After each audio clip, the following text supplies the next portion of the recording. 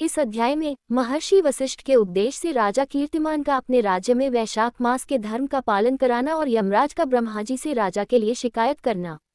मिथिलापति ने पूछा, ब्रह्मन, जब वैशाख मास के धर्म अतिशय सुलभ, पुण्य राशि प्रदान करने वाले, भगवान विष्णु के लिए प्रीतिकारक, चारों पुरुषार्थों की तत्काल सिद्धि करने वाले, सनातन और वेदोक्त हैं, तब संसार में उनकी प्रसिद्धि कैसे नहीं हुई?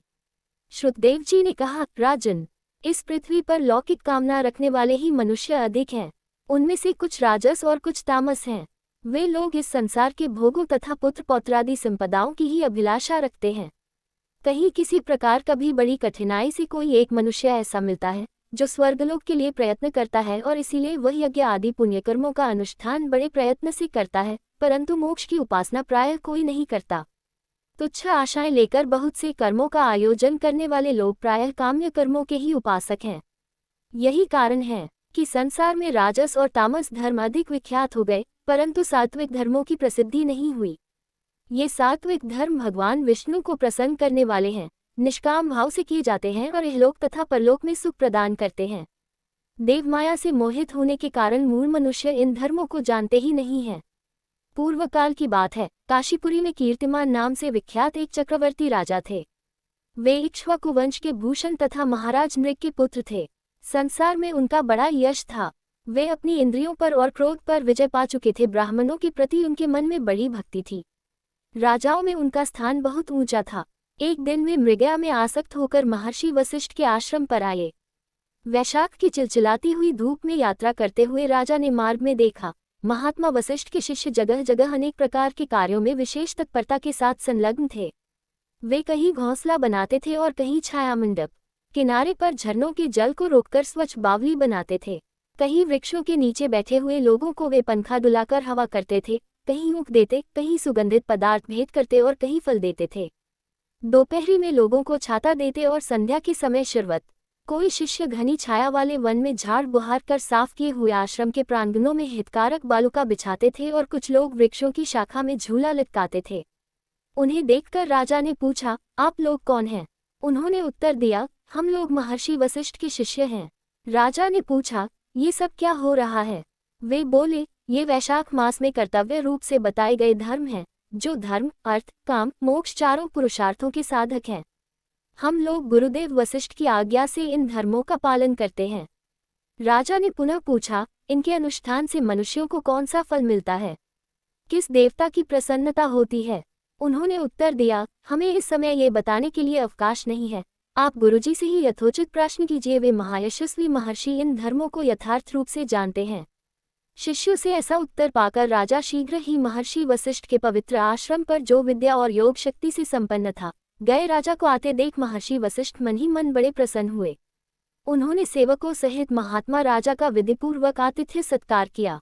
जब वे आराम से बैठ गए, तब गुरु वशिष्ठ से प्रसन्नता पूर्वक बोले, भगवान, मैंने मार्ग में आपके शिष्यों द्वारा परम आश्चर्य में शुभ कर्मों का अनुष्ठान होते देखा है, किंतु उसके संबंध में जब प्रश्न किया, तब उन्होंने दूसरी कोई बात न बताकर आपके पास जाने की आज्ञा दी। उनकी आज्ञा के अनुसार मैं इस समय आपके समीप आया हूँ। मेरे मन में उन धर्मों को सुनने की बड़ी इच्छा है, अतः आप मुझसे उनका वर्णन करें। तब महायशस्वी वशिष्ठ जी ने प्रसन्नता पूर्वक कहा, राजन, तुम्हारी बुद्धि को उत्तम शिक्षा मिली है, अतः उसने यह उत्तम निश्चय किया है, भगवान विष्णु की कथा के श्रवण और भगवत धर्मों के अनुष्ठान में जो तुम्हारी बुद्धि की आत्यंतिक प्रवृत्ति हुई है, ये तुम्हारे किसी पुण्य का ही फल है।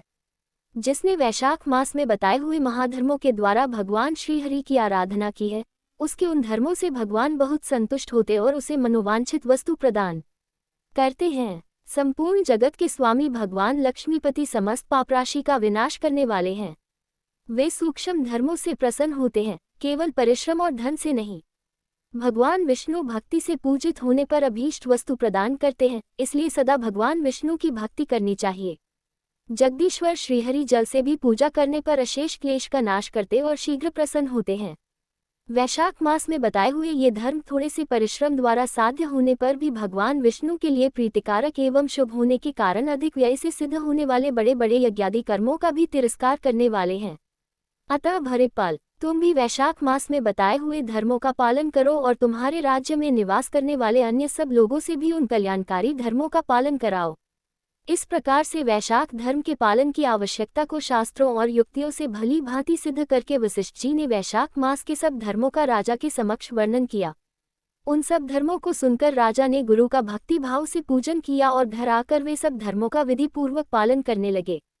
देवाधिदेव भगवान विष्णु में भक्ति रखते हुए राजा कीर्तिमान देवेश्वर पद्मनाभ के अतिरिक्त और किसी देवता को नहीं देखते थे। उन्होंने हाथी की पीठ पर नगाड़ा रखकर सिपाहियों से अपने राज्य भर में डंके की चोट ये घोषणा करा दी, मेरे राज्य में जो 8 वर्ष से अधिक की आयु वाला मनुष्य है, उसकी आयु जब तक 80 वर्ष की न हो जाए तब तक मेष राशि में सूर्य की स्थित होने पर यदि वह प्रातःकाल स्नान नहीं करेगा तो मेरे द्वारा दंडनीय, वध्य तथा राज्य से निकाल देने योग्य समझा जाएगा। यह मेरा निश्चित आदेश है। पिता, पुत्र अथवा सुहृद जो कोई भी वैशाख धर्म का पालन नहीं करेगा, वह चोर की भांति दंड का पात्र समझा जाएगा। प्रातःकाल शुभ जल में स्नान करके श्रेष्ठ ब्राह्मणों को दान करना चाहिए। तुम सब लोग अपनी शक्ति के अनुसार पौंसला और दान आदि धर्मों का आचरण करो। राजा कीर्तिमान ने प्रत्येक ग्राम में धर्म का उपदेश करने वाले एक एक ब्राह्मण को बसाया।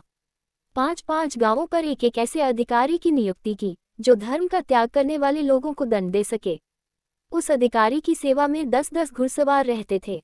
इस प्रकार चक्रवर्ती नरेश के शासन से सर्वत्र और सब देशों में ये धर्म का पौधा प्रारंभ हुआ और आगे चलकर खूब बड़े हुए वृक्ष के रूप में परिणत हो गया। उस राजा के राज्य में जो लोग मर जाते थे वे भगवान विष्णु के धाम में जाते थे। वहां के मनुष्यों को विष्णु लोक की प्राप्ति निश्चित थी। एक बार भी वैशाख स्नान कर लेने से मनुष्य यमराज के पास नहीं जाता।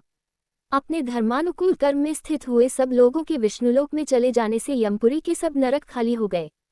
वहां एक भी पापी प्राणी नहीं रह गया। वैशाख मास के प्रभाव से यमपुरी के मार्ग की यात्रा ही बंद हो गई। सब मनुष्य दिव्य आकृति धारण करके भगवान के धाम में जाने लगे। देवताओं के जो लोक हैं वे सब भी शून्य हो गए। स्वर्ग और नरक दोनों के शून्य हो जाने पर एक दिन नारद जी ने धर्मराज के पास जाकर कहा, धर्मराज, आपके इस नरक में पहले जैसा कोलाहल नहीं सुनाई पड़ता, पहले की भांति पाप कर्मों का लेखा भी नहीं लिखा जा रहा है। चित्रगुप्त जी तो ऐसे मौन भाव से बैठे हुए हैं जैसे कोई मुनि हो। महाराज, इसका कारण तो बताइए। महात्मा नारद के ऐसा कहने पर राजा यम ने कुछ दीनता के स्वर में कहा, नारद, इस समय पृथ्वी पर जो ये राजा राज्य करता है वह पुराण पुरुषोत्तम भगवान विष्णु का बड़ा भक्त है। उसके भय से कोई भी मनुष्य कभी वैशाख मास का उल्लंघन नहीं करता। उस पुण्य कर्म के प्रभाव से सभी भगवान विष्णु के परम धाम में चले जाते हैं। मुनिश्रेष्ठ, उस राजा ने इस समय मेरे लोक का मार्ग लुप्त सा कर रखा है। स्वर्ग और नरक दोनों को शून्य बना दिया है। अतः ब्रह्मा जी के समीप जाकर यह सब समाचार उनसे निवेदन करके तभी मैं स्वस्थ होऊंगा। ऐसा निश्चय करके यमराज ब्रह्मा जी के लोक में गए और वहां बैठे हुए उन ब्रह्मा जी का दर्शन किया जिनका आश्रय ध्रुव है, जो इस जगत के बीच तथा सब लोकों के पितामह हैं, और समस्त लोकपाल, दिपाल तथा देवता जिनकी उपासना करते हैं। श्री जी की चरण सेवा की सभी धार्मिक, आध्यात्मिक एवं धारावाहिक पोस्टों के लिए हमारे फेसबुक पेज श्री जी की चरण सेवा को फॉलो करें तथा अपने मित्रों को भी आमंत्रित करें। ब्रह्मा जी ने यमराज को देखा और यमराज ब्रह्मा जी के आगे पृथ्वी पर गिर पड़े। फिर यमराज ने कहा, कमला सुन, काम में लगाया हुआ जो पुरुष स्वामी की आज्ञा का ठीक ठीक पालन नहीं करता और उसका धन लेकर भोगता है वह काट का कीड़ा होता है। जो बुद्धिमान मनुष्य लोभवश स्वामी के धन का उपभोग करता है वह 300 कल्पों तक तिर्यक योनिरूप नरक में जाता है। जो कार्य में नियुक्त हुआ पुरुष कार्य करने में समर्थ होकर भी अपने घर में ही बैठा रहता है वह बिलाव होता है।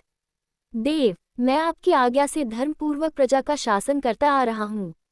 मैं अब तक मुनियों और धर्मशास्त्रों के कथनानुसार पुण्यात्मा को पुण्य के फल से और पापात्मा को पाप के फल से संयुक्त किया करता था, परंतु अब आपकी आज्ञा का पालन करने में असमर्थ हो गया हूँ। कीर्तिमान के राज्य में सब लोग वैशाख मासोक्त पुण्य कर्मों का अनुष्ठान करके पितरों और पितामहों के साथ वैकुंठ धाम में चले जाते हैं। उनके मरे हुए पितर और मातामह आदि भी विष्णुलोक में चले जाते हैं। इतना ही नहीं, पत्नी के पिता श्वशुर आदि भी मेरे लेख को मिटाकर विष्णुलोक में चले जाते हैं। देव, बड़े बड़े यज्ञों द्वारा भी मनुष्य वैसी गति नहीं पाता है जैसी वैशाख मास में मिल रही है। संपूर्ण तीर्थों से, दान आदि से, तपस्याओं से, व्रतों से अथवा संपूर्ण धर्मों से युक्त मनुष्य भी उस गति को नहीं पाता जो वैशाख धर्म तत्पर हुए मनुष्य को प्राप्त हो रही है। वैशाख में प्रातःकाल स्नान करके देव पूजन, मास महात्म्य की कथा का श्रवण तथा भगवान विष्णु को प्रिय लगने वाले तदनुक्रूर धर्म का पालन करने वाला मनुष्य एकमात्र विष्णु लोक का स्वामी होता है। और जगतपति भगवान विष्णु के लोक की तो मेरी समझ में कोई सीमा ही नहीं है, क्योंकि सब ओर से कोटि कोटि प्राणियों का समुदाय वहां पहुंच रहा है तो भी वह भरता नहीं है। इस संसार में पवित्र और अपवित्र सभी लोग राजा की आज्ञा से वैशाख मास के धर्म का पालन करके विष्णुलोक को जा रहे हैं। लोकनाथ, उसकी प्रेरणा से संस्कारहीन मनुष्य भी वैशाख स्नान मात्र से वैकुंठ धाम में चले जाते हैं। वह केवल भगवान विष्णु के चरणों की शरण लेने वाला है, जान पड़ता है वह समस्त संसार को विष्णुलोक में पहुंचा देगा। जो पुत्र धर्म, अर्थ, काम और मोक्ष के प्रतिक्रोल चलता हो, वह पृथ्वी पर माता के पेट से पैदा हुआ रोग है। वह अधम पुरुष अपनी माता का घात करने वाला कहा जाता है, किंतु राजा कीर्तिमान की माता और उसकी पत्नी का पुण्य संसार में विख्यात है। उसकी माता एकमात्र वीरजनी है और वह राजा निश्चय ही संसार में बहुत बड़ा वीर है। जिस प्रकार कीर्तिमान मेरी लिपि को मिटाने में उद्यत हुआ है, ऐसा उद्योग पुराणों में और किसी का नहीं सुना गया है। भगवान विष्णु की भक्ति में तत्पर हुए राजा कीर्तिमान के सिवा दूसरे ऐसे किसी को मैं नहीं जानता, जो डंका बजाकर घोषणा करते हुए लोगों को ऐसी प्रेरणा देता हो और मेरे लोक के मार्ग को विलुप्त करने की चेष्टा करता रहा हो।